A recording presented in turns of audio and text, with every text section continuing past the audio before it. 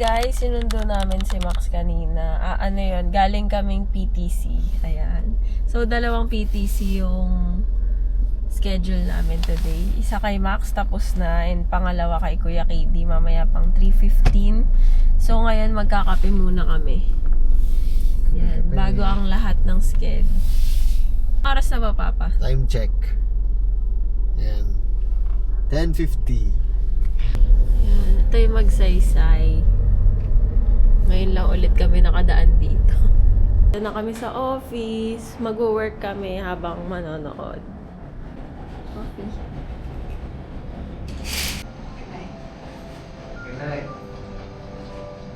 Hello guys, kakatapos lang namin mag-meeting. Syempre, mag-end na rin yung 2025. So, ayun, okay naman yung meeting namin kanina. More on planning and syempre, mga training din this coming 2026 kasi kailangan din namin yon para mas mapalago pa yung business. And syempre sa personal skills, ayun, kailangan din namin yon. So, ayun lang, pupunta kami ngayon sa school dahil PTC ni Max and KD kaninang umaga, tapos na si Max, ngayon naman si KD. So, parenting naman ngayon. So, ito yung sobre ko. Ito yung reseta ko dahil meron akong depression. Hingi ko yung reseta dahil yung doctor ko is from Quezon City pa. So, pinapadala niya sa akin tong reseta dahil hindi ka makakabili nito over the counter pag wala kang reseta. Makatapos na ng PTC namin, grabe, every time na mag-PTC kami, sobrang happy namin ni Papa. Sobrang sarap sa puso. Sobrang alam mo yun na nakita namin yung mga grades nila. Nakaka-inspire. Akala ko kasi before na pag parent ka na, ikaw lagi yung role model, yung mag-i-inspire sa mga anak mo. Pero dito ngayon, nararamdaman ko mas nai-inspire kaming to work harder. Kasi ganun yung mga grades ng mga bata. And at the same time, hindi namin sila pinipressure talaga sa school. Si Kuya KD lalo. Hindi namin siya pinipressure kapag may exam siya. Hindi kami nagre-review sa kanya. Sarili niya lang. So, kaya sobrang saya namin dahil nakikita namin talaga yung hard work niya bilang student. Nakabili na ako ng meds ko. Kompleto na.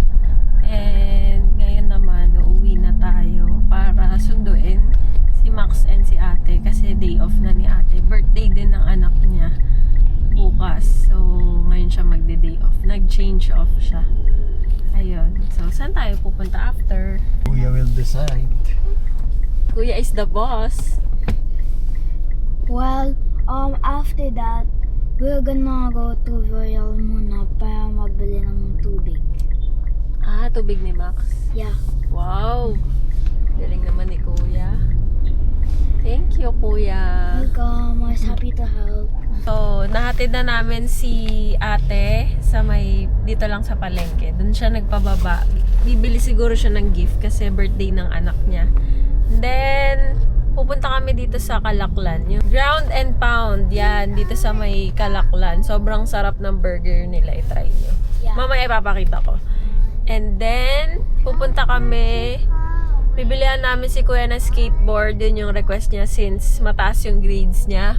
So, pagbibigyan natin siya, gusto niya daw ng skateboard, bibili natin. Let's go! Ito siya guys, ground and pound. Sarap yung burger nila. Yeah, me and my dad went.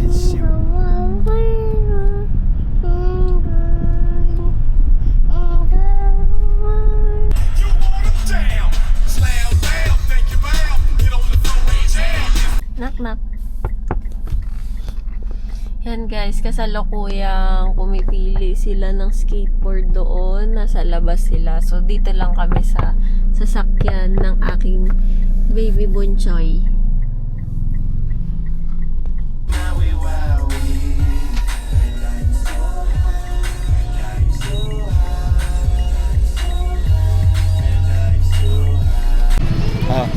Sige, picture lang. Picture, here. Dito. Tingin ka dito sa camera. Doon. Doon ka titingin. Yan. Para kabila. Yan. 1, 2, 3, smile. Kuya, thank you. Bro, thank you. Thank you, kuya. Thank you. Uwi na kami. Nakabili na kami ng skateboard and ng burger. So, uwi na kami. Yes, sir. Bye, guys. See you again soon. Say bye-bye. Bye-bye. Say bye-bye. Bye. Also, before we end, this skater's name is Sonic Skater 64. Sonic Skater 64. Summer of 64.